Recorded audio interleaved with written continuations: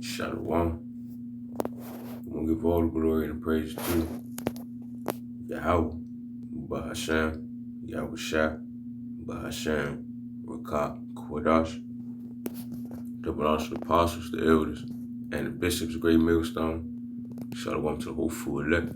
Gotta remember that the Israelites and Israelite foreigners that don't look like they are Israelites, but they are Israelites. Shalom. Now, I don't got no title for real, but I'm gonna just get to the point. I'm gonna read the KJV and the NLT, just because the NLT break it down a little better, just to sum it up. But let me read KJV first. As you see, it says, "Brethren, if a man be overtaken in a fault, ye which are but spiritual, restore such an one in the spirit of meekness. Consider thyself, lest thou also be tempted."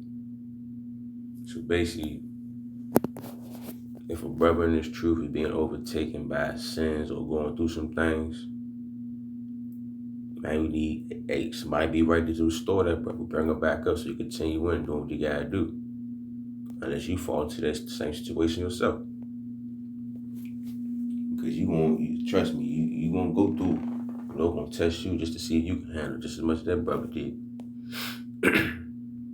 Now right here in LT, dear brothers and sisters. Now of course he's just talking about the man because the Lord only deals with the man for real when it comes to the ministry and all that. But at the same time too, keep in mind, the women have things they supposed to be doing too also. So now what the man is supposed to be doing, but the women has their guidelines they gotta go through. So right here, dear brothers and sisters, if another believer is overcome by sin, you who are godly should gently and humbly help that person back onto the right path. And be careful not to fall into the same temptation yourself. Because the Lord gonna try to go through, the Lord gonna try all of us go through similar things just to make sure we all on point. But the thing is though, if somebody down and out or just going through something, whatever they're going through, and what I mean by down and out basically, like just going through something and they feeling down about themselves, like they feeling less spiritual, less than the truth, like they just want to give up, I guess you could say. Just roughly trying to give you a glimpse of what I'm talking about. There's always supposed to be somebody right there to help you uplift yourself, to bring you back on point. You know how they say, iron sharpen iron, but at times it ain't like that. At times when you'll go out, reach out, or you'll do this, or you'll do that, you casting a lot, but it's basically like what I mean by casting a lot is like you doing this, you doing that, gambling with this, gambling with that. What I mean, like taking chances on this, taking chances on that to see what's going to happen. And it's like, I don't want to say necessarily sinning, but to a degree, it could cause you to sin because you taking matters in your own hands, not really relying on the Lord to help you. It's like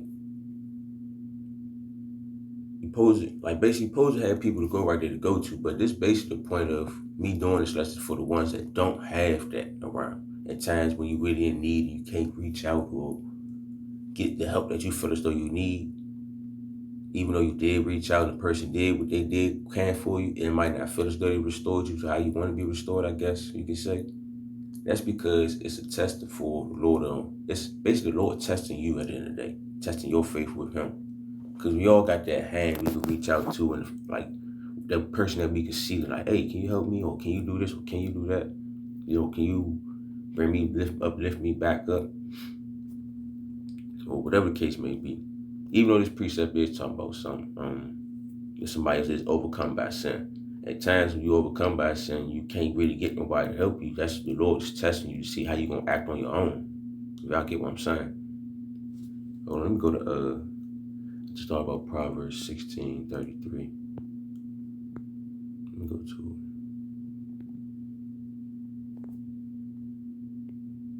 it. Yeah.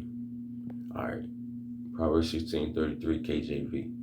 The lot is cast into the lap, but the whole disposing or despising, whatever, thereof is of the Lord. I'm gonna read it in NLT.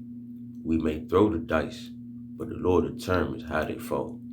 All right, so basically, you may, well, that's what I meant by gambling. I see why I said that. You may make the decision on, man, look, I'm about to go this way about it. I'm about to go away this way about the situation. And you fall short. At the same time, it's the Lord that made you go that far. The Lord made it that way. The Lord made it that you can't reach out to nobody for real. The Lord made it that you hit to the bottom real quick. Because He's just testing you to see where you at, where your mind at. What you going to plead on to? You going to rely on man? Or you going to rely on me to help you? Because you're going to make ends meet for you. He just test you, see how you going to move and how you going to, yeah, basically how you going to move. Let me just keep it simple. Just how you going to move for real. So you may make these decisions on certain things, and you might not get what you want because the Lord made it that way. We just got to accept it and keep fighting and keep trusting the process. But let me go back to, where was I at? Galatians. It was in Galatians 6. Yeah, 6 and 1. But that was a point though, for real. It's like, let me read this over in the NLT. Dear brothers and sisters, if another believer is overcome by sin, you who are godly should gently and humbly help that person back onto the right path. Yeah, there we go. All right. Sometimes some of us might not have that humble individual we could reach out to right then to get us right back on path. The Lord made it that way. All right. You probably done reached out to somebody, did this and did that, but still ain't come back how you want. And now you mentally frustrated, thinking you ain't getting the assistance that you want. Nah, there's a time and a place for everything. The Lord is just testing you at the moment. You're going to get that assistance. You're going to get that help.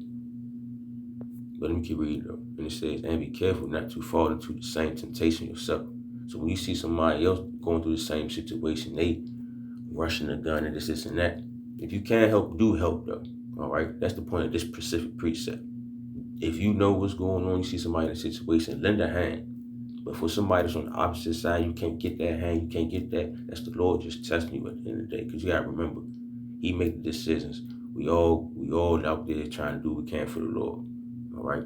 Remember, come to serve the Lord, there's in temptations. Salaki. Let me just go to it.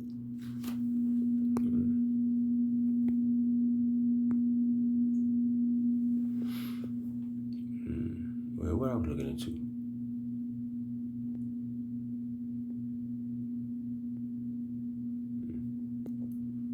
But Ecclesiasticus chapter 2. Believe that's, yep. My son, if thou come serve the Lord, prepare thyself for temptations. Set thy heart aright and constantly endure. And make not haste in the time of trouble. Because some of us will make that haste and be pressed to ask every brother, every sister, whatever the case may be, to help. But we got to remember, we got to rely on the Lord. Have faith. If you reached out, you did what you can. But have faith that the Lord is going to help you. It's just like He said, He may cast a lot, but at the same time, He's going to determine what's going to happen, how it's going to fall, what it's going to land on. So, this is just part of trials and tribulations we got to go through.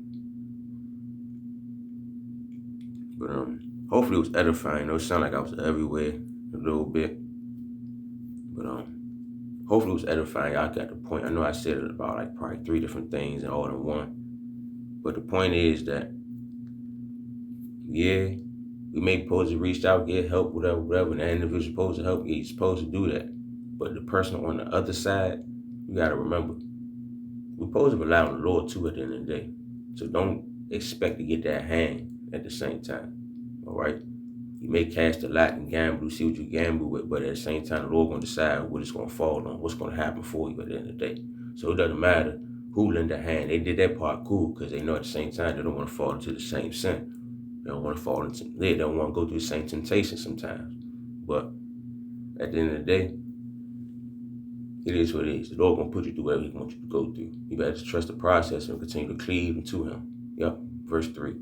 Cleave unto Him and depart not away, that thou mayest be increased at the last end. That's basically it. Lord's will was edifying. Just shalom.